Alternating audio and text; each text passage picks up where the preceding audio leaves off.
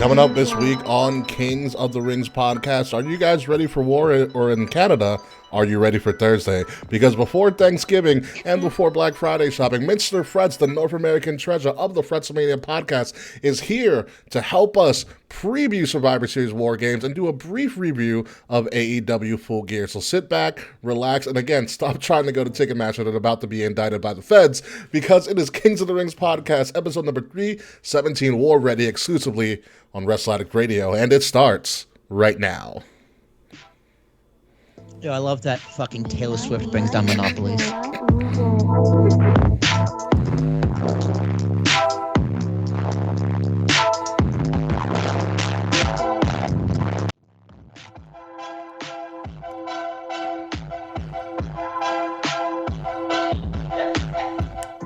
Oh man, Christmas came early. Thank you, federal government and Republicans, for holding off student loan repayments for another 6 months.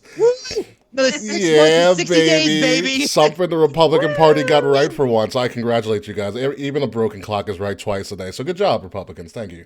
Thank you for that. I mean, we're not going to get $1,000 in repayment, but that's fine. Whatever. Anywho, be that as may, ladies and gentlemen, welcome to Kings of the Rings Podcast, episode number 317, War Ready. It is Thanksgiving Eve. It is the weekend of Survivor Series, one of the big 4 pay-per-views or premium live events now for WWE. So it is a pretty important show in our calendar. And with us to help us prepare for all of this madness, somebody who has already had their Thanksgiving festivities a month ago because they're smart and in Canada. Ladies and gentlemen, I want to bring to you guys back again for the first time in a very long time, Mr. Fretz. Mr. Fretz, how are you, sir? I am fantastic. Real Thanksgiving was a month ago, so I already Don't you talk about real Thanksgiving, Fretz. Oh, no, it's all good. I'm doing very well. I'm really looking forward to some War Games or Blood and Guts or whatever you want to call it this year.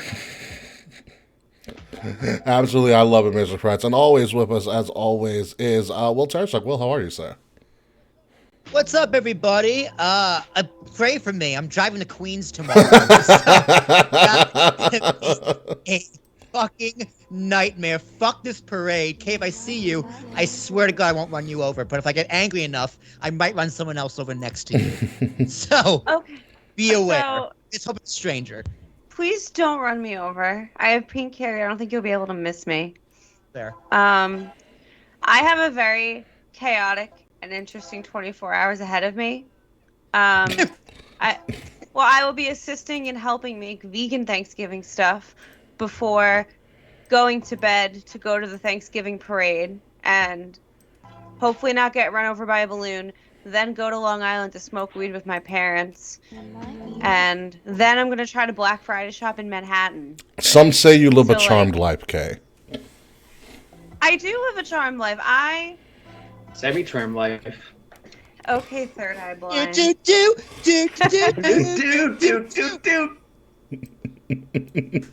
Vegan Thanksgiving is communism. It's not my fault. My partner's been a vegan for like 13 years. Damn, that's dedication. That is dedication. So, like, the tofurkey's going to be disgusting, but, like, I know that's going to be good. Wait, hold on. Time the fuck out. We're rolling Hold we're rolling up to my parents' house with vegan, mad vegan food. Did you just say, because as I totally missed my cutscenes. Mad? Did you say tofu turkey? Tofurkey. Tofurkey. Yes. So That's a turkey but not made a of word. tofu.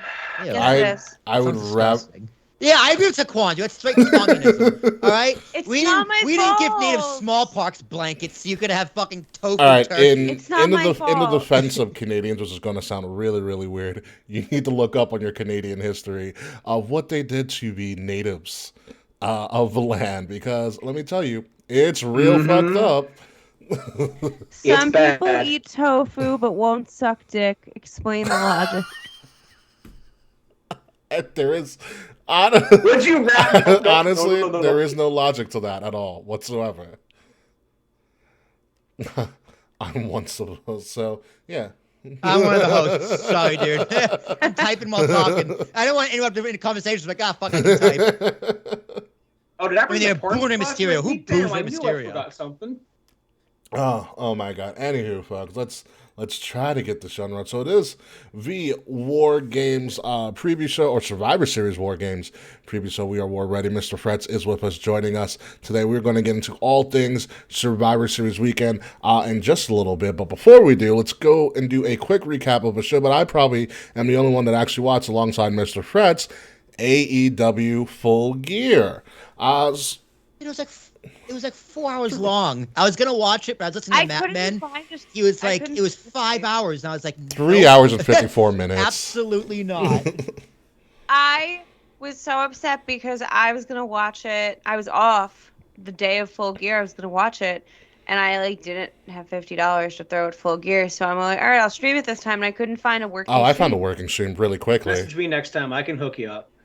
I was really upset. It was really upset. I really wanted to watch it. I know what happened. Yeah, it's a pretty decent show, Mr. Fretz. Before we get started, what was your thoughts overall of the Full Gear show? I thought it was very well done. There was a couple of matches that I wasn't really invested in. Like, I like Jade Cargill and Nyla Rose, but that feud I thought was just silly because Nyla's the fake champion. She might as well be an interim champion. Not another one, please. We've had enough. 5, all right? Not another one. We don't need another interim champion. Thank God.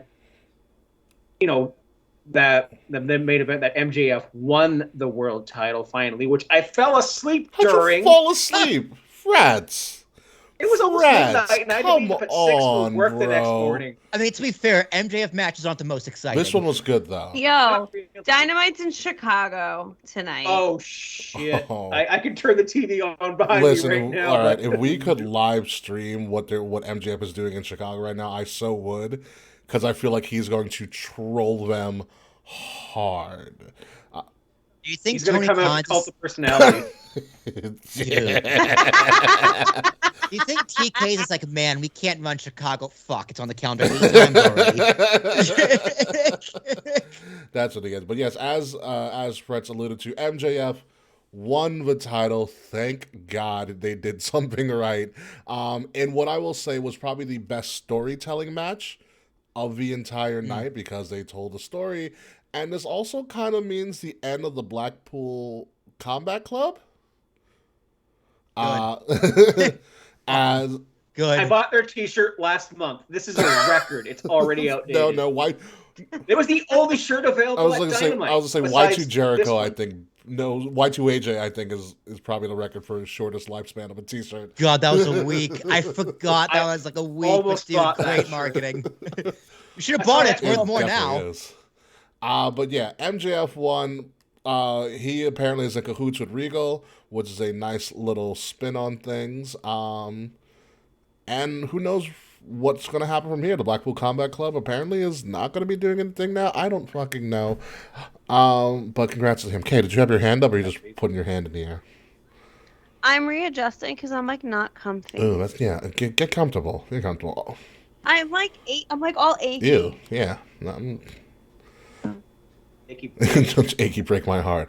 But don't tear my heart. But speaking of interims, we do have a hater in the house, because unbeknownst to myself and Will, Jamie Hayter is your new AEW interim women's champion, and they celebrated her and they had a match as if this was for the real women's title. For all intents and purposes, it is, because who the fuck knows when Thunder Rose is coming back. Yeah, dude, congratulations. You won the match, but you're still not the champion. Maybe? I don't know. I don't know what to tell you, man. I don't know how to react to this one. This is just like, who gives a shit? Like I said last week, gold jacket, green jacket, who gives a shit? The crowd loved her. Really? The crowd loves Hayter. Loves her. I mean, she's been getting there was a lot of shenanigans involved.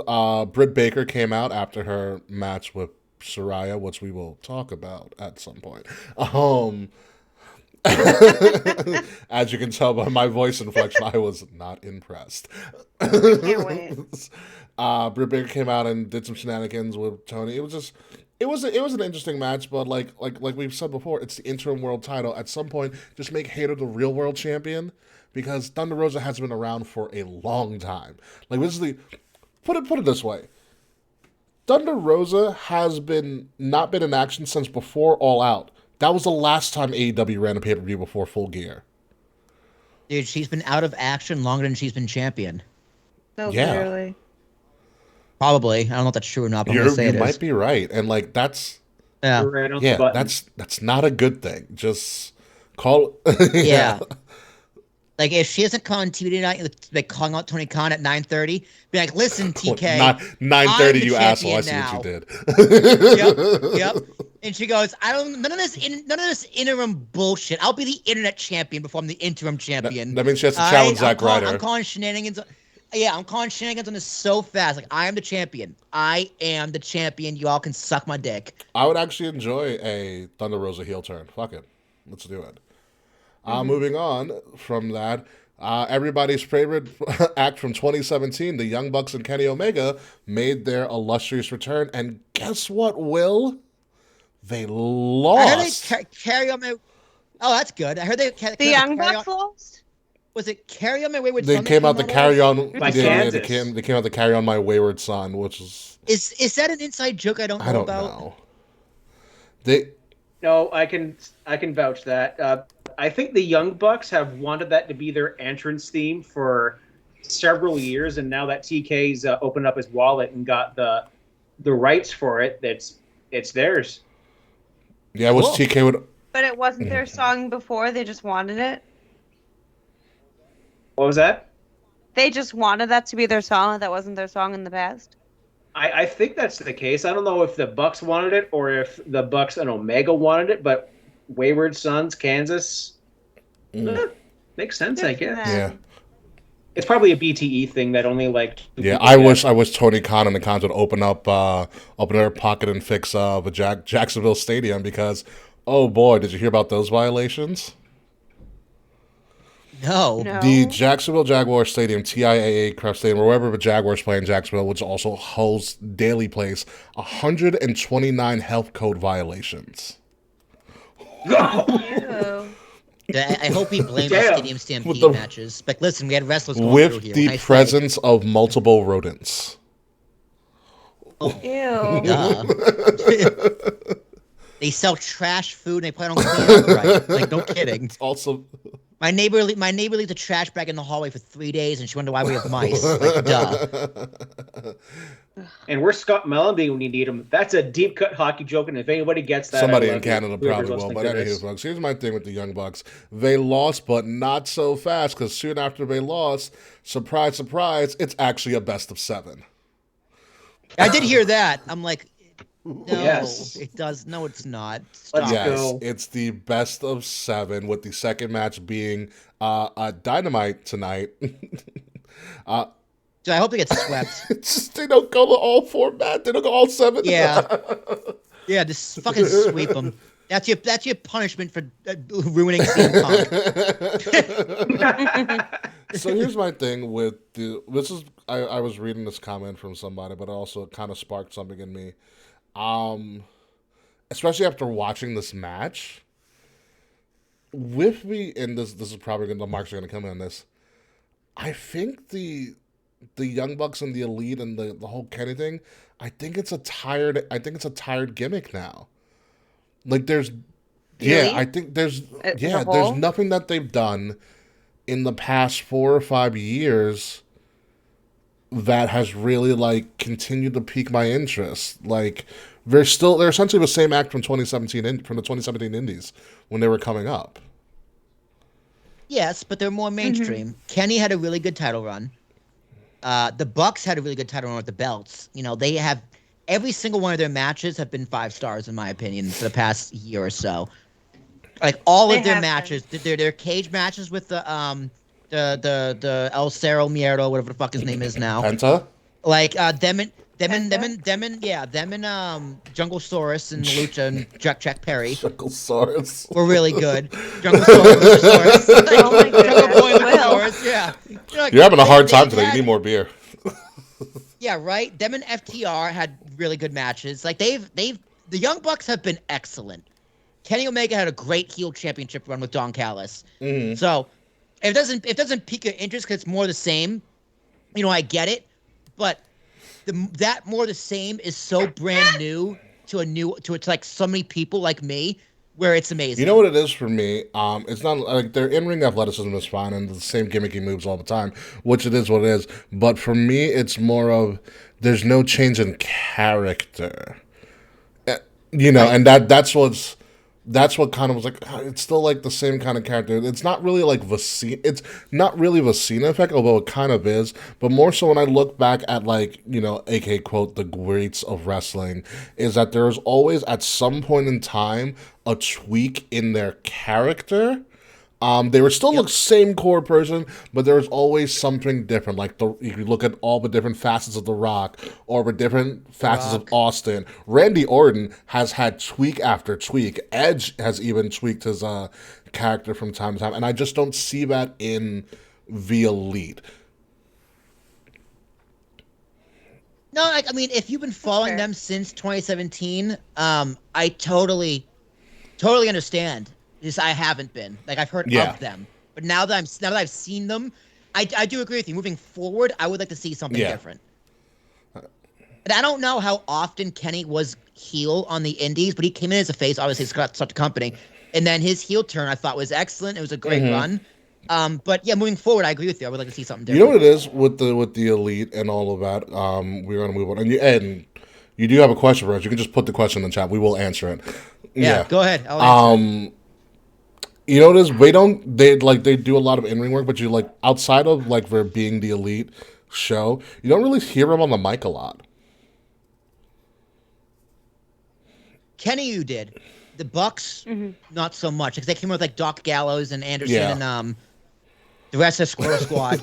So they're called the Bullet Club, though. Yeah, whatever. Give them all sunglasses and turtle shells. It'll be great. No, literally. So yeah, I would. But yeah, Kenny and Dawn did most of the talking. I would love to see a little bit more tweaks from them in the future. But let's move on to the Saraya return with Britt Baker. And Fretz, I don't know if you would agree with me, but were you underwhelmed by this performance? I wasn't expecting that much out of Saraya. She hasn't been in the ring in 5 or 6 years. And 5 years. Wow. And to the day. Really? That's pretty wild. Her last match was November 20th, 2017. At the Nassau Coliseum. Dude, that's crazy how life works out like that. That's a great story. Full circle. Nate, take a shot. Was that the night that she got hurt 5 years ago? Yes, it was. It was a house show. It was a house show on Long Island, and it was just if you ever see the video, there's nothing that Sasha did that was bad. It was just Paige at the time. Paige's body was like, well, time to go. Yeah. Her neck was effed, and with someone who's had spinal fusion surgery before, I can definitely vouch for when things just don't go right. They were really playing up, and I thought they did this a bit too much, playing up, Paige, Saraya, whatever her name is now, taking all these neck bumps, and then the crowd gets the silent hush, and Britt Baker's really playing it up. It's like, we get it, you have neck issues. I thought they overdid she has neck problems, but she's fine now a bit. And her performance was, it was fine. Saraya's a decent in-ring worker. She's not as good as some of your other ones today, but it was fine. Underwhelming might be a good word for it. Yeah, because she came with a lot of pomp and circumstance. It's like anybody who comes back from a really serious injury like Edge, you want to see that for ferociousness and veracity with them, and I just feel like she didn't have it. But, maybe it's just ring rust. Maybe it's a lot of nerves. Like, it's a lot to expect coming back from such a long period of time. And I don't know how much time she actually had in ring training. Britt Baker carried her through the match, which is good because that's what you're supposed to do when you're a leader and a pillar of your division. You carry the people through a match. So good for Britt.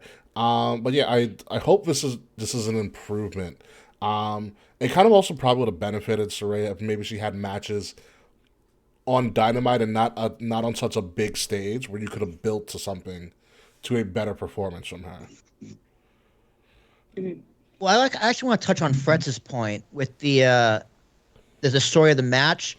They did the same thing with Debray with the head. Yes, they did with Sammy and Kevin. They did. And they also did the same thing with Edge in his neck. Yes. And it's kind of weird because we're seeing the same story play the exact same way, almost, for the third time. For the same injuries. For the same injuries. And it is kind of weird because Paige, Saraya, whatever you want to call her, she's had a very different reaction compared to the other two. Yeah. And it's weird. And it might be because the match didn't deliver. She said in her press conference, I saw that, she was nervous. She was very scared, and she had to rely on Britt to carry her through. Which is, honestly, I have no problem with it, especially because this is the second time she's had to come back from a career-ending injury. So, last time she went balls to the wall, and she got hurt for it. This time she's like, listen, I kind of want to just take it easy a little bit. Like, I understand that. But yeah, I guess to Fretz's point, that they're doing a story we've seen 3 times before. Like, listen, we know you're cleared. You're not fooling anybody at this point. Because like, if you weren't cleared, you wouldn't be here. Like, you don't do that. You don't need to do that anymore. So that makes sense. So like I said, good luck to Saraya. Hopefully she, things improve from here, pending all of that, if she remains healthy. Also on the show, Samoa Joe has won 2 titles. He won the TNT title. So good for Samoa Joe. I guess it's the thing in wrestling that Samoans just win multiple titles now.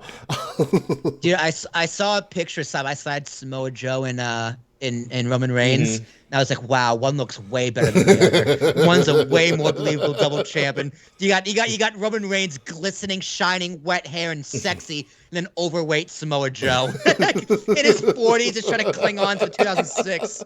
I was just like, this is not as good of a meme as you thought it was. I'm sure Samoa Joe is a daddy. Samoa Joe is one of the funniest people ever. Yeah, probably his wife. I don't even know if Samoa Joe's married, to be honest with you. Wendy. Yeah, Wendy. AJ sounds like that was a beautiful feud in WWE. I love that feud. He watched it at SummerSlam when AJ got his win back or got the win. I don't think did Samoa Joe ever beat him in that feud? Did AJ do I don't know. I know Samoa Joe was it was for the title. Yeah, that's right. I know Samoa Joe was just terrorizing him. Yeah, fucked him up. It was a really good feud that this Samoa Joe couldn't do shit for. Speaking of Samoa Joe, so now he's a champion in AEW, which has television rights and licenses on the show, and he's a champion for ROH, which has absolutely nothing except for AEW's television programming. Cool. Yeah, it's Ring of Dynamite every Wednesday on TNT. Sometimes TBS if the NBA's on. Yeah, it's pretty much true. But here's an interesting thing I found out about Samoa Joe. So everybody, let's go in the Wayback Machine. Remember when Samoa Joe was in NXT? Oh! Exactly. Remember when Samoa Joe... Hold on. All right, Kay, you have breaking news. Wait. I don't know if this is breaking news. I'm seeing something with the House of Black on Twitter. They're back. I just saw it. All Thanks, of them? Malachi's back. Damn it. Thanks, Ant. Thanks for the breaking news. Right with Ant for Wait, life. I'm watching it right now. Kay, hey, hold on. Let's put you in the right frame first, as you freak out. I haven't freaked out on the show in so long. Wow, thank God. I have a reason to live again. Wow. Thanks, Mal. Wow. Jesus. That got dark. Anywho, so let's go into the Wayback Machine. Remember when Samoa Joe, everybody remembers when Samoa Joe was NXT champion. And remember... First or second I time? think the first time. I don't know. But remember when he was doing one of his walks to the ring and he had security around him and he shoved the security guy? Yep. I know what that is. Is it MJF? It is MJF. Yeah, I saw the picture. Yes. I saw the picture. He literally Tried to put checks himself over. MJF against the wall. Look at him. So cute. Oh, that was good.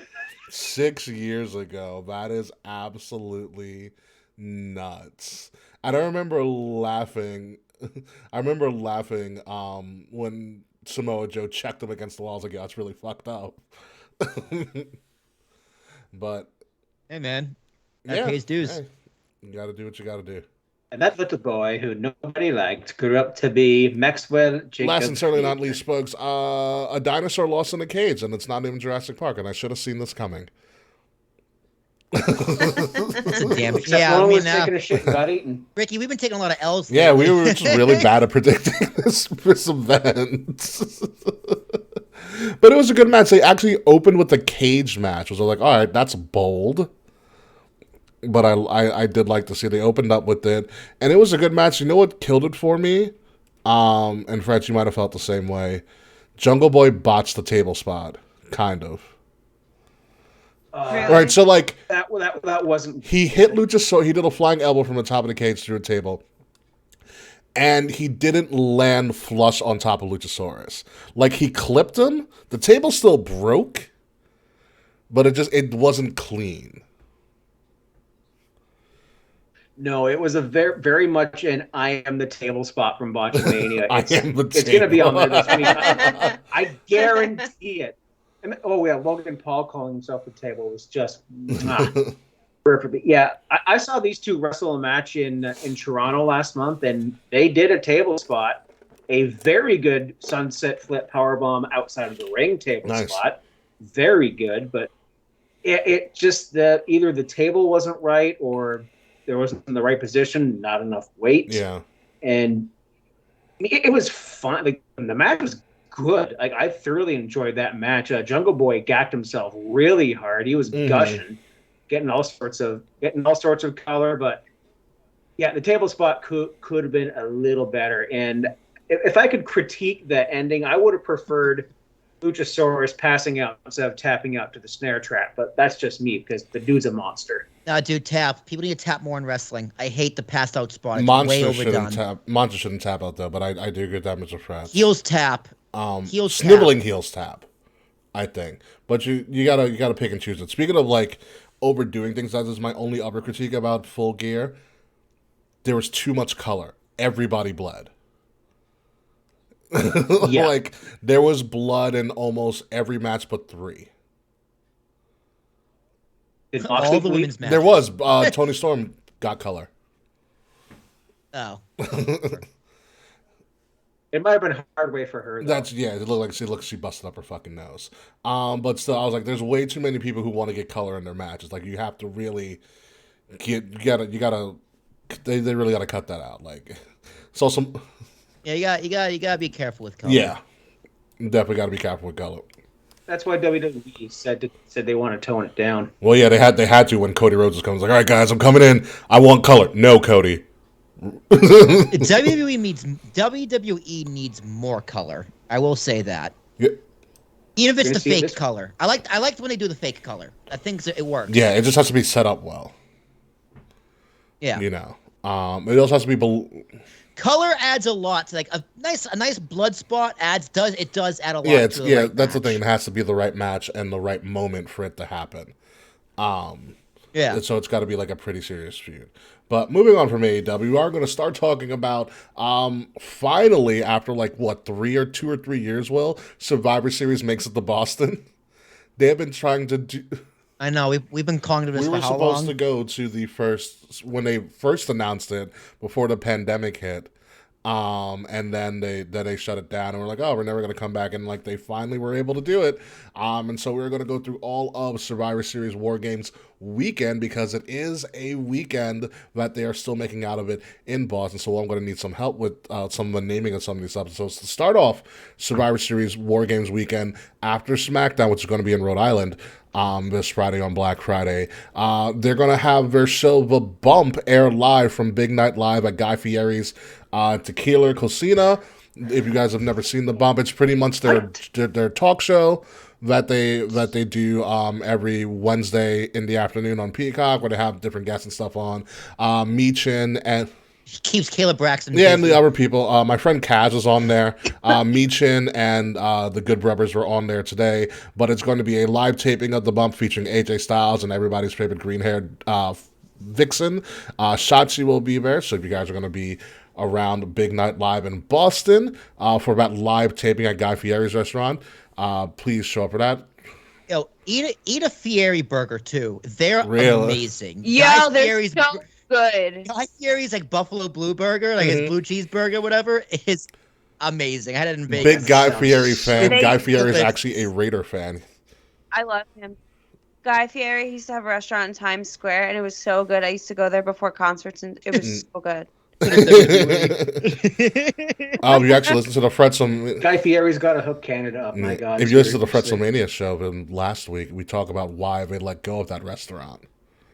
Went to a deep dive. Yeah, I was talking about that restaurant the other day. I wish I got to. You missed out. It was fun. I went. We had Niagara Falls. There was a second WWE like kind of thing up in Niagara Falls that we were talking about as well. But also moving along with Survivor Series War Games weekend, they also have, surprise, surprise, a superstore, but Survivor Series War Games store. And what's the name of this hall, Will? Because I don't want to fuck this up. Faneuil Hall. Faneuil. It's like Faneuil, it's like annual. Okay, Faneuil. Okay, Faneuil.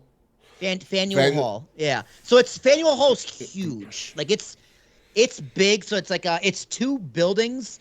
Well, actually, inside the building isn't that big, but it's two buildings. One's like all food. It's like a giant row of like food and venues and stuff like that.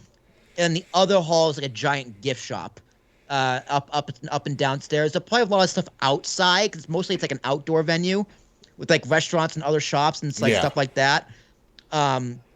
It's right on the Freedom Trail too. It's like right dead smack in the middle of the Freedom Trail. Which is like following the yellow brick road through Boston. Literally, it's just like all the bricks are horizontal except for the Freedom Trail, which is vertical. It's just vertical bricks. Gotcha. Yeah. So yeah, Faneuil Hall is gonna be it's a great spot, huge tourist destination. It's like your town Gotcha. square. Okay. And as you see, it's going to be open from 10 to 9 on Friday and Saturday, and then 11 to 7 on Sunday as well. So they are going to be around after Survivor Series, which is going to be on Saturday night, just in case you guys forgotten. They have some exclusive items, including which I really want, the Survivor Series Samuel Adams shirt, which I don't know how the hell they got the license to use all of that, but I'm glad they did. And unfortunately, the ugliest world title belt that you will ever see, one with the Boston Red Sox logo on it. Yeah, that's pretty gross. No. The Yankee one is better if you've seen the Yankee one, Will. There's a pinstripe one that's really nice. That's pretty stupid. All right, pinstripes. Well, yeah, Yankee pinstripes. Yes, they did a pinstripe design for it. But yeah, if you are going to be in the area for Boston, which I probably will not be, it's still up in the air, please go see Faneuil Hall. But now let's get into the actual War Games matches. And starting out with the men, we have Team Brawlin' Brutes, Sheamus.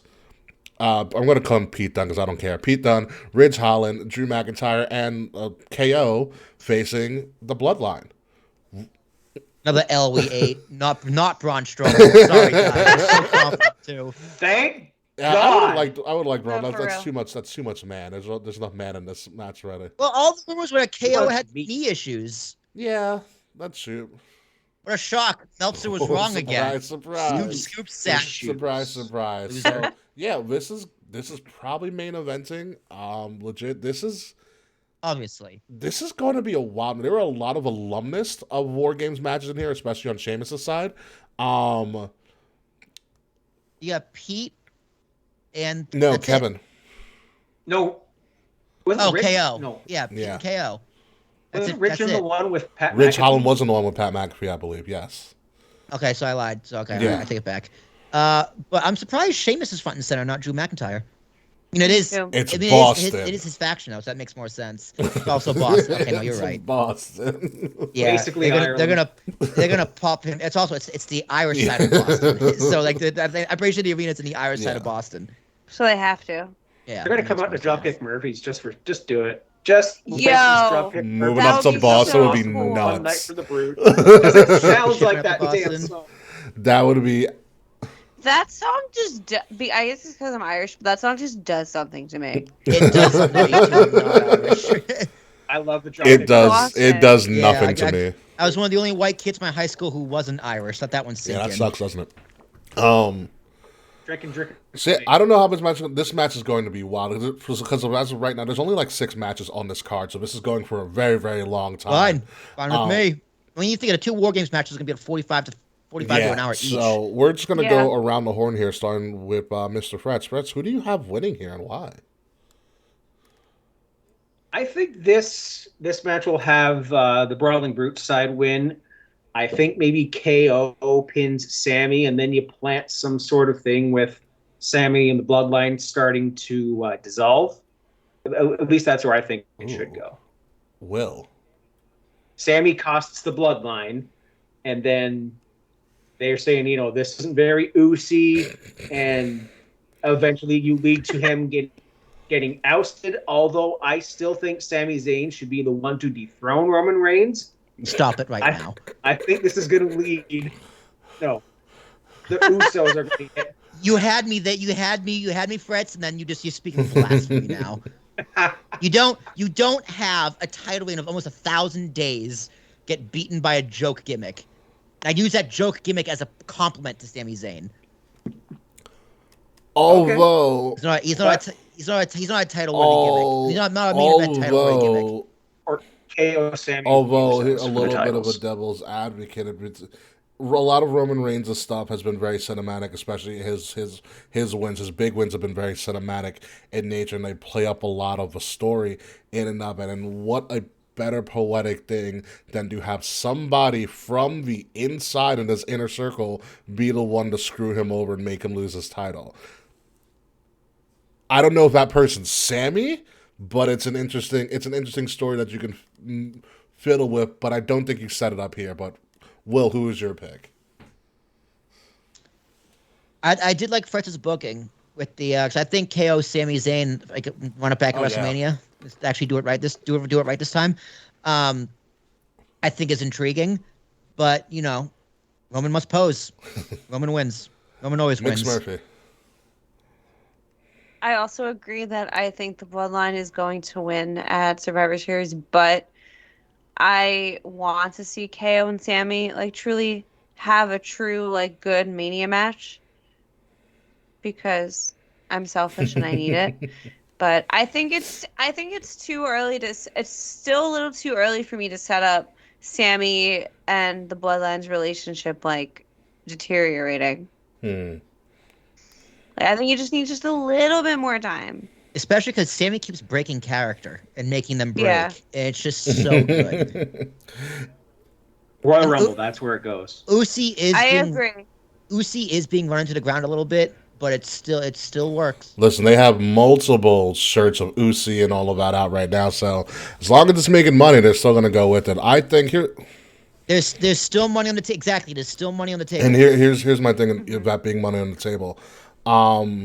There's still money in Roman Reigns. There's clearly still money in Roman Reigns. But if there is a match where Roman Reigns can quote-unquote suffer a loss and have it not be his fault and not even get pinned and still kind of count for lose, it's War Games. This is the match where he could actually lose. Are we going to go that route? I don't really know with that. Especially because, number one, if you've ever seen Sheamus as the underdog, just look at his Clash at the Castle match. He's fantastic as a believable underdog. Against the mighty Bloodline. But I do think there is a story here where someone could almost cost the Bloodline the victory. It could be Sammy, it could be Jay. Surprisingly, it might even be Jimmy, but I think there is something to be said where you start to see the cracks in the Bloodline, which leads to something at the Royal Rumble, and then the Bloodline completely fractures by WrestleMania Hollywood, which I think is probably going to be the story there. But I think you start seeing the cracks around here somewhere. Who does it? I don't know, and is it enough for them to lose the match? Again, I'm not sure, but my gut is telling me You're having Roman in a main event match. He's the biggest draw in your company. He's the reason that people are tuning in for the most part, and I don't think you have him lose in this. So I'm going to, from a logical standpoint, go with the bloodline. But they're almost gonna screw up in this match in some way, shape, or form.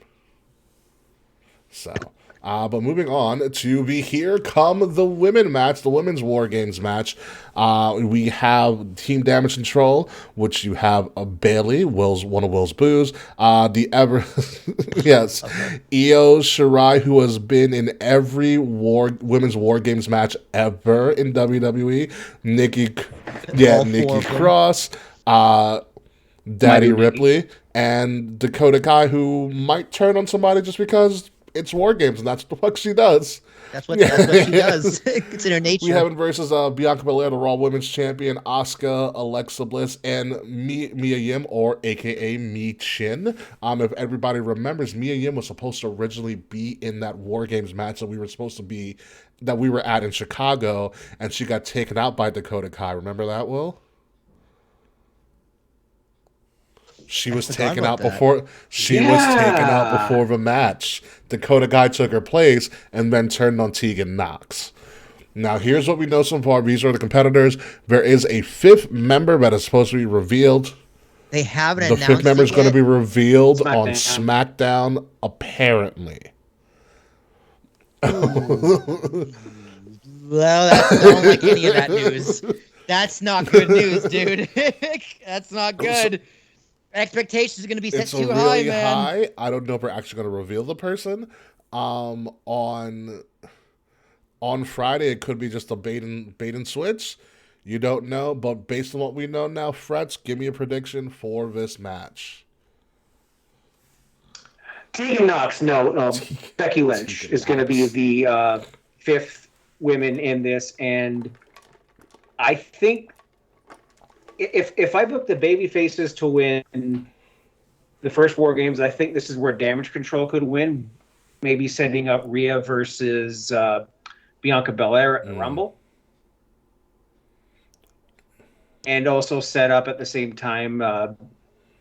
I wouldn't mind seeing like a non-title Becky Lynch versus Bayley match, say at you can slow burn this to WrestleMania, and maybe one of them gets a belt at some point through that.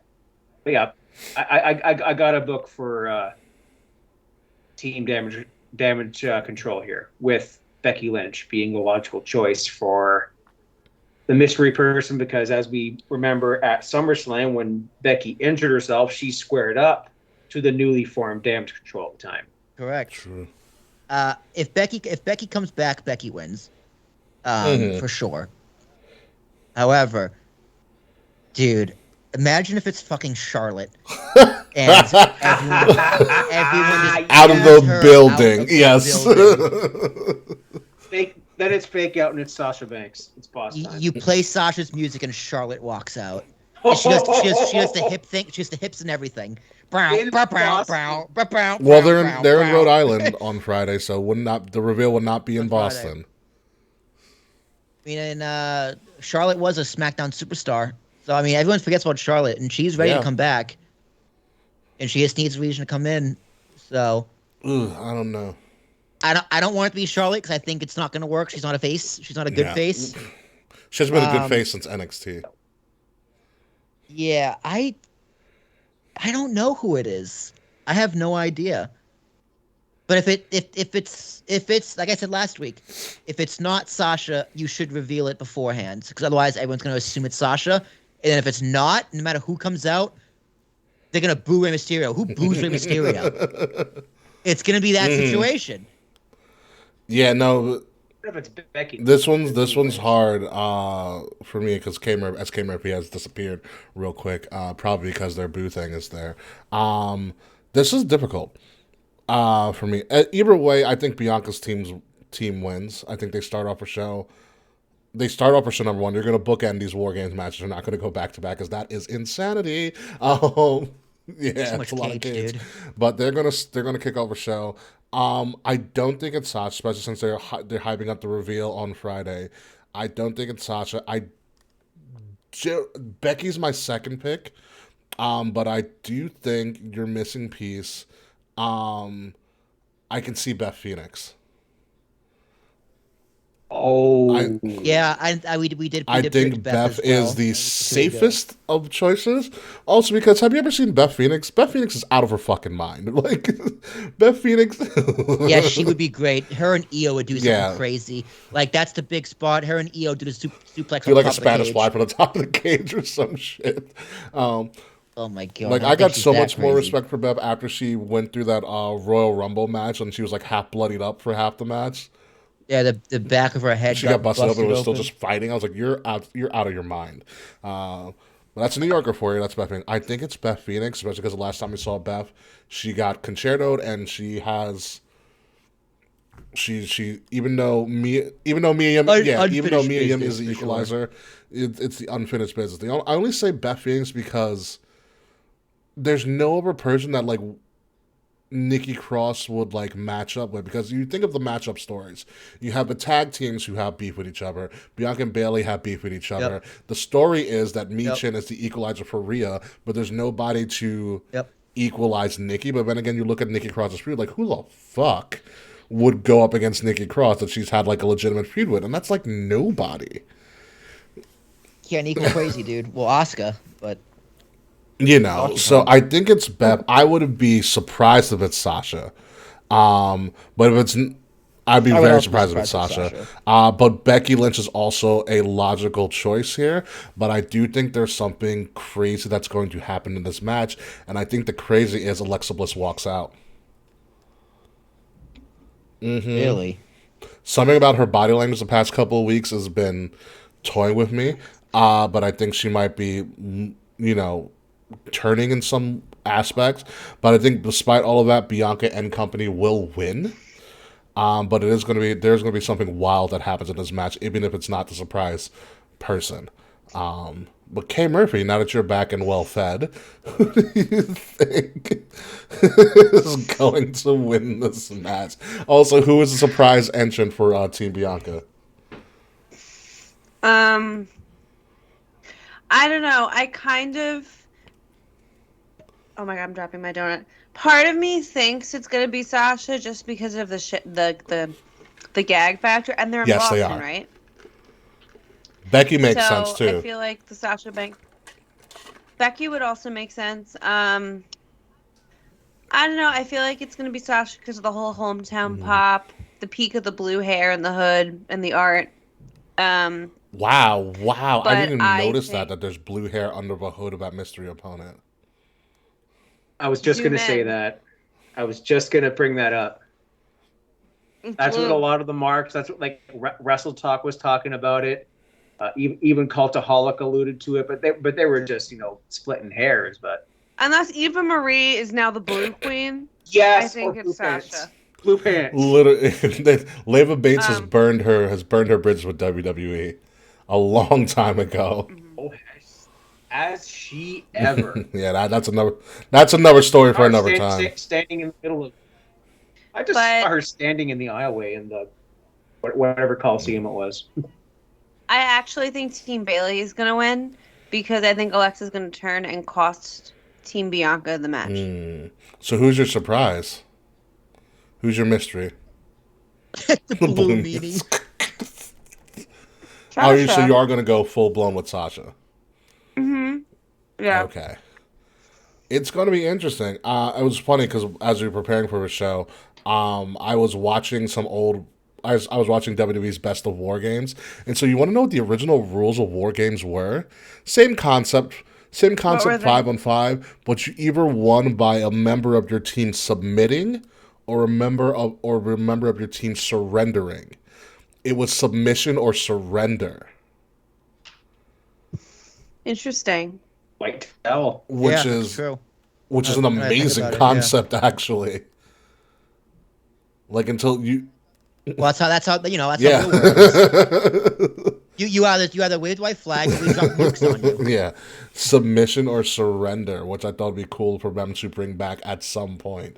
But it's not going to be this year, so who knows what's going to happen. But I'm excited for both of these matches. Moving on to things that are not going to happen inside the cage, but things that are probably going to steal the show, if anything. The Battle of the Bullet Club Supremacy, AJ Styles versus Finn Balor. It's a fucking toss-up, to be honest with you. Finn Balor has never looked better, and AJ Styles is like Stella. He got his groove back. So, Fretz, what do you have here? This one's literally a coin flip, and I wouldn't have hated this match actually being in the War Games cage, to be honest with you.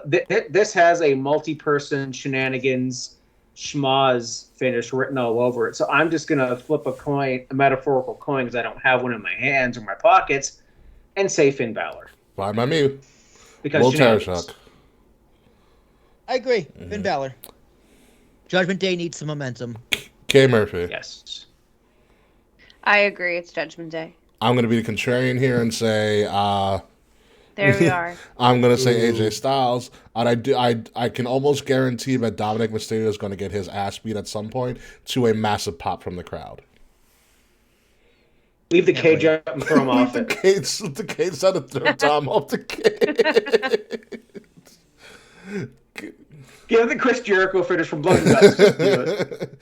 God, the wrestling world hates Dominic Mysterio. And it's brilliant character work. It is really funny. It's brilliant character work. The only thing... I love his wardrobe. Tell my deadbeat dad I said hello. Yeah, that was also a weird line from Raw. He goes, "Oh yeah, tell my deadbeat dad on SmackDown I said hello."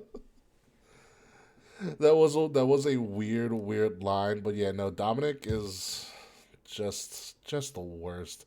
The only thing missing from this is Vicky Guerrero coming and being like, "Excuse me," and like slapping him in the face. Like a big. You do not exactly like that. I want that to be a part of a storyline, especially if they're going to lead to like Ray versus Dominic at WrestleMania. I think that would be great to have Vicky come in, but Tony is Tony. Yeah, she's on the contract, which is a shame. Let's. She came out in a lowrider though, with Nyla Rose. Yes. Moving on, SmackDown Women's Championship, Shotzi, and her first big title match, I think, on the main roster, versus a newly revived Ronda. And I mean revived because her and Shayna Baszler are besties again, and they're just choking people out for the sake of choking people out. Is it really a revival if no one gives I a care shit? about her more so than I have in the last couple of months. Yeah, I mean, I cared about her down here, like to the floor. And now I just care about her a little more up to my shins. Like, who cares? Listen, I will tell me. you, Shayna makes Ronda so much better in character. They make each other better. Which is weird, because you know what it is? They're finally loose. Like, they're finally, like, relaxed. Like, you know, like, if you've seen Shayna's promos... Like, when Shayna was coming up in NXT, her promos were actually relaxed. She was getting comfortable. Then something happened, which could be the Vince thing. You know, something happened when she got to Raw and SmackDown that it kind of, like, jolted her growth. And Ronda has never been the most comfortable on the mic. But something about her and Shayna being together brings a level of comfort and calm to both of them, because they're actual real-life best friends, that they're able to be more of themselves, you know, ramped up to 10,000. Which makes for good TV and makes Ronda a better heel champion. Be it as it may, I'm going to say Ronda's retaining. What do you say, Will? Yeah, of course. I think Ronda just needs a better dance partner for me to care about the story, because it's like, there's no stakes, right? Shotzi doesn't have a chance. And Shotzi's not believable. It's not her fault. It's because she's just been buried on TV. The story's not there. Or exactly, the story's not there because there's so much other thing. This is a time filler. Yeah, match. the story's not there. They rushed this. The only big heat that they have against Shotzi is that they choked out Shotzi backstage. There hasn't been. There's not a build to this as there is the other matches. Yeah, I like that they brought the tank back. Like when she shoots the cannon thing and the pyro goes off on the scoreboard. Like that's a great look. Like in a year or two, Shotzi will be just fine. She'll be exactly where she needs to be. Just right now, it's like, dude, you're a jobber as a title match. I think this is a good prove-it match for Shotzi. Like, okay, we have some faith in you. Let's see what you can do on a big show. I mean, Triple H loves her, clearly, because she's She's different. She's talented. I mean, when she's allowed to, she can cut a decent promo. Like I'm a big Shotzi fan. It's just right now, it's just like, you got the shot. Who are you? I mean, they haven't been pushing Xia Li or anybody else. Or Rick. I actually would have. Yeah, the SmackDown Not being roster pushed. is a barren wasteland. It's a I barren would have loved wasteland to over see there. them push Raquel because I think Raquel and Ronda that one time did a pretty good match together. Dude, she is lost too. She has no character. Yeah, she's too smiley. Be it as it may. Fretz, who do you have in here? Ronda or Shotzi? Ronnie easily. Oh, of course. They're saving her. They're saving her dropping the title to Becky or Charlotte at Mania. That's my pick. Mixed Murphy. I want it to be I Shotzi know so you do. bad, but like Will was saying, it's not believable. Like, I know Ronda's gonna win. We all know Ronda's gonna win. Yeah. But I think Shotzi can hold her own against Ronda Rousey. I just don't think this is Shotzi's time to be champion. Okay, do you remember the first time you ran into Shotzi or we saw Shotzi? Went to a a Shimmer. We went to a Shimmer show, and Shotzi came running out of the ends of the back and running around, and Kay was like, "I want her," and I was like, "I understand." That was the day I fell in love with Yeah, Swole, I too. remember that too. Swole came out, and Kay was like, "I want her so badly." I'm like, "She's married." Good man. Good man. Good for her. Yeah, good old Cedric. Well, she's still in catering somewhere. Moving along to what essentially is the the last match on the card. There's like 5 to 6 matches on this card. U.S. title triple threat, a not buried Austin Theory, sorry, Will, versus Seth Drippin' Rollins versus a very angry Bobby Lashley. He's like Debo from the Friday series. These days, that's what he is. That's literally what Bobby Lashley is these days. This is going to be a fun match. This is going to be a very, very fun match, but I don't know who's going to win. I'm going to leave that till the end. Fretz, who do you have taking this home? This is a real toss-up. I mean, Austin Theory has had such a resurgence since his burial, if you will. But I think it's a resurrection. He's on the way back up for sure. He's on the way back up. But as much as I want to see him win this because the marks will hate it, Seth just won the title, and I think he should have a good run until Mania. And if I want a future shock, that one against Cody Rhodes once again. Oh, so, Cody's Seth up for Rollins, bigger things than Mania. Will Terrashock, what do you got? I got Seth retaining as well. It's just gonna be a fun, entertaining match. But Seth really is at the top of his game right now, and with Roman not on Raw TV consistently when he is on SmackDown, Seth Rollins has been carrying Raw for the past year and a half. Give him a title, carry with it. So, and yeah, I agree with Fretz. I do love what Austin Theory's been doing the past few weeks, and it is a career resurgence, for sure. He is on the way back up from a low point, which is the point of a bury. You got to beat someone down to build him back up. Still wasn't buried, but continue. I still think it would have worked better if he actually cashed in and won the title and was doing the same storyline and was still still cut that anchor promo, still his first aside, still had the same match. It just would have been a lot better if he had the title and actually cashed in and gave him more credibility. But then there's no character development. Sorry about that. There's no character development in my opinion there.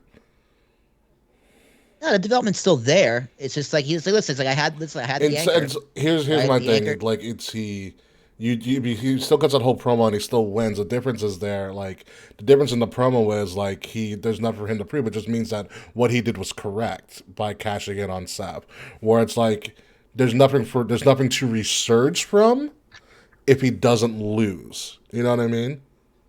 Because if he wins, it's just confirmation bias that what he did was genius and brilliant. Well, it was from his perspective. It was because he made the point clear. Listen, he's like, there's no point in cashing in on Roman. The same point I made on the show, but we've been continue. saying forever. Like, which is what the whole internet has been saying. That's what we've been saying forever as well. Like when he won the briefcase, we're like, he's doomed because he can't cash in on Roman.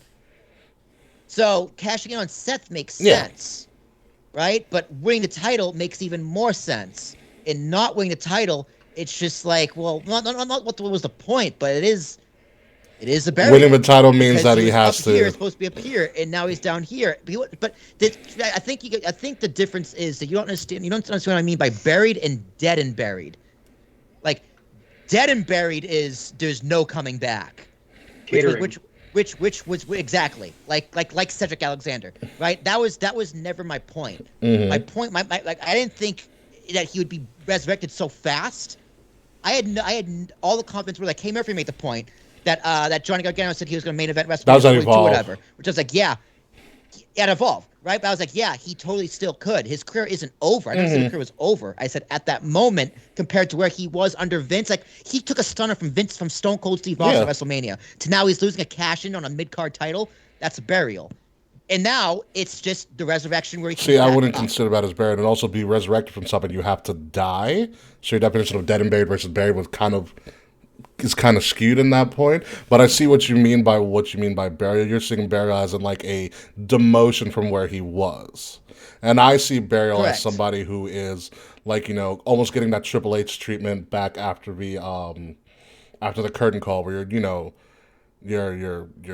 you're gonna eat shit and like it for a while, which that never happened never happened to Austin Theory, and I don't think ever will at this point in time in his career. I think he is going to be a mainstay for a very, very long time. I just see it differently as that like it's just he finished the story. They kind of had a hole, but he kind of promoted his way out of it by things that people have said on stuff before. He lost, and now you have something for that character to grow. It's that little tweak. He is still the same Austin Theory, but it's that. Is he still doing? Is he He's still not doing doing selfies? this. They took the selfies away. No. So in that case, that is a death of his character. Then that bright-eyed, cocky-ass like Randy Orton 2004. I have the briefcase, youngest this, youngest that. That character's dead. It's a tweak in the character. I don't think it's a tweak where there's something that's a little bit of change and something he has to now kind of recreate and remold. That's a tweak. It's a storyline tweak that I would love to see, that WWE does well, that I would love to see in the Bucks and Kenny, like I had mentioned before. But moving on. 1,000% agreed. Actually, no, final point. I will say that argument. How you win an argument is 80% how you present it. So I will take that big L from a few weeks ago. So even if my point is valid, I still lose. K. Murphy, who do you have winning this?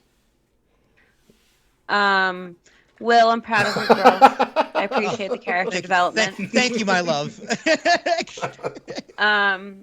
That being said, damn it, Kay. That was good. Got it. I like a good dig. I think that Seth is 1,000% retaining, but because Austin Theory's not buried, I think Bobby's taking the pin. Ooh. That's all. Oh no, I think Austin's eating the pin. I don't know. Because I think at that point it just drives him deeper into madness and it helps his development. So you're saying essentially he's just gonna go on somewhat of kind of a maddening losing streak where he just he can't. Yeah, I mean you can lose for a purpose, right? Like losing without purpose is another version of burial. Losing with purpose is storytelling.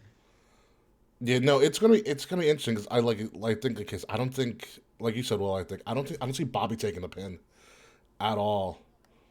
No, I don't either because Bobby's also on a career tweak. He's doing a tweak. He's doing a tweak back. It's kind of weird, and he is seamlessly going back and forth, which is crazy to me because I did not see this when Bobby first came back. They're not going to hot potato this title. Seth is going to win. It's a matter of who takes this pin. Yes. It could be knowing the Seth character the way that we've grown and known the Seth character, which by the way, it's been 10 years of Seth Rollins. And the Shield, by the way, 10 years since the Shield's debut. Oh. Yeah, David. That's wild. Yeah. Seth, yeah, you are, Fretz. Seth is going to find a way to weasel his way into winning this match. Exactly. Bobby is going to spear the fuck out of Theory. Going to get him in the hurt lock. Seth's going to come in the chop block stomp. Yeah, something like that. Yeah, Seth is going to. Yeah, and then Seth and then Bobby Lashley just puts Theory through 3 tables. Just takes it all out on him. Like he's Lana And from Seth 2 years is ago? running out. He's like, Seth's running out the back door at the top of the ramp. His green goblin laugh. Matilda laugh from friggin' Banjo Kazooie.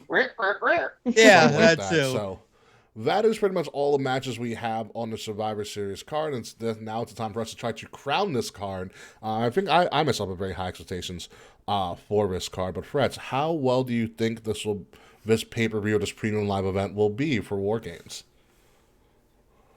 I think with War Games being in it, it goes for at least 8 1/4. I think I'll go 8 1/4. I like it. It's Dave booking right there. Will Terrashok. I'm gonna do a strong 8, a very strong, satisfying 8. Yeah, K Murphy. So I'm probably gonna watch it on Monday or Sunday night, which is gonna suck.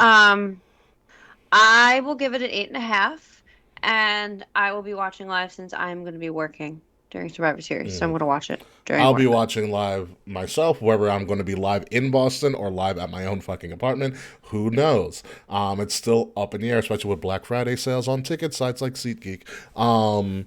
But I'm going to go with a solid 8. A lot of how this pay-per-view is going to end up depends on who that 5th person is for that women's match. That's a big cliffhanger that you need to kind of fill that hole with. And it's going to either get you excited or get you disappointed for this. And I think that's one of the things that's also ironic. A crown is on the line. Seriously, one crown is on the line. What's also going to be very interesting with this is I think this is a great WWE troll job, or if it's going to be this new thing, but we know how in economics speak, when you have competition, the consumer always wins. Well, WWE said, we're going to do a live press conference after the event. Oh, shit. No, they didn't. Yes. No. Listen, there's a difference between a media scrum and a press conference, and you're going to find out why after this show. Yeah. The difference is a media scrum has Dave Meltzer, Scoop Satin, and like maybe Andrew Zarian there. This press conference is gonna have the Boston Globe, New York Times, Miami Herald, like Sports Illustrated, yeah, like ESPN, like real journalism. like I don't want to say the marks and like the dirt sheets aren't journalists because technically they are, but. I don't have an impact. I said I have. They're not credible journalists. There you go. I mean, some of them aren't. They are like WrestleZone, like those websites. They are real businesses. They are real journalists. It's just like not the same. Like you're marks. You're like pseudo journalists covering a pseudo topic. Like if you're a journalist only covering a fake sport, you're kind of a fake journalist. That's kind of like. It's a pseudo sports. You're a pseudo journalist. Yeah, so this press conference is going to be airing live right after Survivor Series War Games on their social media, YouTube, Facebook, and TikTok, which is going to be rather interesting in and of itself. So let's just do this for a sec, as we still have a little bit more time. What's the weirdest thing that's going to happen at this press conference? Because knowing WWE, I don't believe we're just going to do a straight press conference. That's what NXT does. What gimmicky thing might they do at the Survivor Series press conference, Mr. Fretz? One of them is going to eat like a plate of muffins or something. There's going to be an illusion. There's going to be some kind of illusion to this. Like, okay, what is Boston? Clam chowder. They're just going to eat some clam chowder or some shit. Oh, that'd be great. Seth Rollins is going to get a box of Boston cream donuts. Yes. There That's we one. go. Will, what do you got? What's going to happen? Triple H is going to announce that Aaron Judge signed with the Yankees. Could you imagine? Triple H is like, breaking news, everybody. I got this exclusive here. Aaron Judge is signed with the Yankees. Fuck the Red Sox. Triple H, you're from New England. No, I'm not. No, the Blue Bloods from New England. I'm from, British, but yeah. Yeah, no, I'm going to be really interested because potentially you're going to have Seth going to be. You're obviously going to have the winner, Seth, potentially AJ or Finn, whoever wins War Games. Ronda on a hot mic, which should be very interesting. Potentially. We don't know who's going to be at this, but you're assuming it's going to be the winners of the match. so on and so forth. So there's going to be something interesting has happened. When I saw this, I go, oh, they're going to have some fun with this. So I'm very interested to see how this goes, who shows up, who says what. And if this does go well, I think this will be a continuous thing only for their major pay-per-view events or premium live events. Triple H is actually from Nashville. Yeah, that's why I made the joke. Because he's from the New... I thought he was actually from Greenwich. No. That's where they live now. Yeah, that's where they live now. Except for Shane, who lives in New York City with his shoes. If I ever ran into Shane McMahon on the street, I would die of joy. Dude, I would do the dance in the swivel. He'd probably roll his eyes and be like, oh, every time. Dude, you know what's pretty wild? Remember the Shane McMahon spot where he had the match with Kurt Angle? The hardcore title. No, Steve Blackman. Steve Blackman. 2000. So that was the same card as the first TLC match. Shut up. That's right. SummerSlam? Can you believe that? SummerSlam 2000. Wow. It was 2 matches prior to the TLC match. Jeez. Imagine being there. Night Kurt Angle got severely concussed doing that.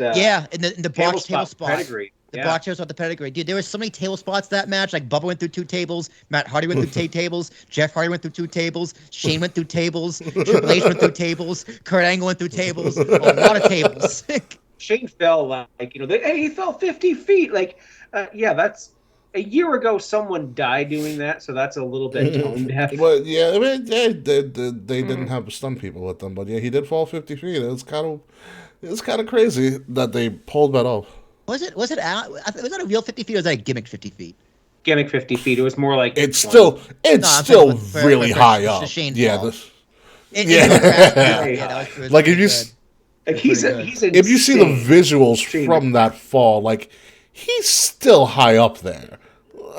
Yeah, I wouldn't do it. What are you out of your mind? It's probably the same height of remember when the Miz suplexed Shane? The Miz suplex Shane. The Miz suplex Shane. Yes, it's always the Miz suplex Shane at WrestleMania 35. Yeah, it's probably the same height. We were there. Yeah, probably. Honestly, that was also a scary spot as well to look back at. Yeah, that was a good spot. Oh my god! I have breaking news. Lay it on us, Kat. Thunder Rosa has relinquished the title. Jamie Hayter is the AEW Women's Champion. Yes! There we go. Thank God. And Tony Storm's like, for fuck's sake, you couldn't do that last week? Literally. Screw Thunder Rosa, seriously. Thank God. Well, she'll be signed by WWE soon, probably. Watch. No. Should be used correctly, I guess. Come on 2.0 and wrestle Brock's daughter. I can't wait for her and Charlotte not to get along. Thunder Rosa will revive Lucha House Party. And Kenny Omega hit the GPS. Stop it right now. No. And there comes Izzy's dad. No, dude, she replaces Selena Vega and Legado del whatever. Yeah, I almost said Legado del Idolo. Close. Oh my God. So yeah, Jesus Christ. Yeah, finally Thunder Rosa relinquished, which means she's not getting signed again. But be it as it may, folks, it's time to sign off for this. And because I know Kay has some cooking and not a lot of sleeping to do in the next 36 hours. And Fretz just has Thursday to look forward to. And I really have nothing to look forward to be honest with you. Yeah, Fretz is going to work tomorrow. No, I don't. Loser. I'm off tomorrow. I'm playing Pokemon Scarlet all day. Yeah. But Fretz, we do want to thank you for coming back on the show as always. But please tell us where they can find you. Yes, you can find me on Twitter, Instagram, and TikTok at FretzleMania. That's FRETZLE Mania. Like you all know, I do a podcast. The proper way. Thank you. It's a letter, not a word, Fretz. I do a podcast right here on Wrestle Addict Radio, the cure for the common wrestling podcast of the ruthless aggression. King Ricky and I just dropped Survivor Series 2002 last week.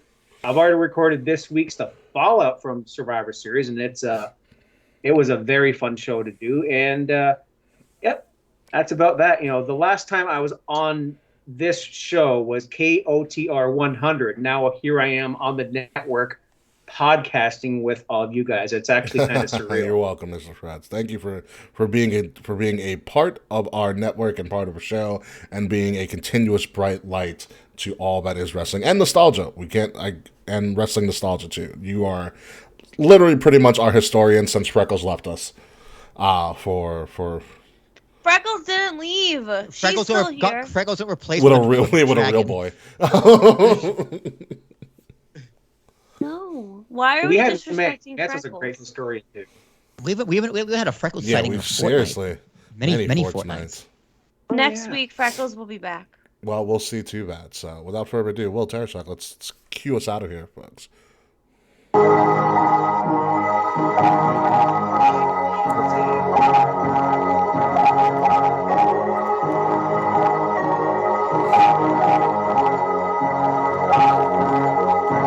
Ladies and gentlemen, you have been listening to Kings of the Rings podcast, episode number 317, War Ready, because we are ready to cut some turkey, to lose all of our money on Black Friday because I just got paid, and we are also ready for Survivor Series War Games this week in Boston. I've been your host, King Ricky Rose. You can find me at Ambassador Biggs across all social media outlets, BIGZ Ambassador Biggs. Find Kings of the Rings podcast at KOTR_podcast across all social media, Facebook, Twitter, Instagram, no Snapchat, Twitch, Discord, YouTube, so on and so forth. Like, share, subscribe, leave us reviews wherever possible. And if you're listening to us and you're listening to the audio version of this show, make sure you're listening to us by subscribing to Wrestle Addict Radio, the cure for the common wrestling podcast, where you can find us and our special guest, the Fretz, Mr. Fretz of the FretzleMania Podcast, all on the same network. And follow Wrestle Addict Radio's social media at Addict_Wrestle on Twitter and Wrestle Addict Radio everywhere else.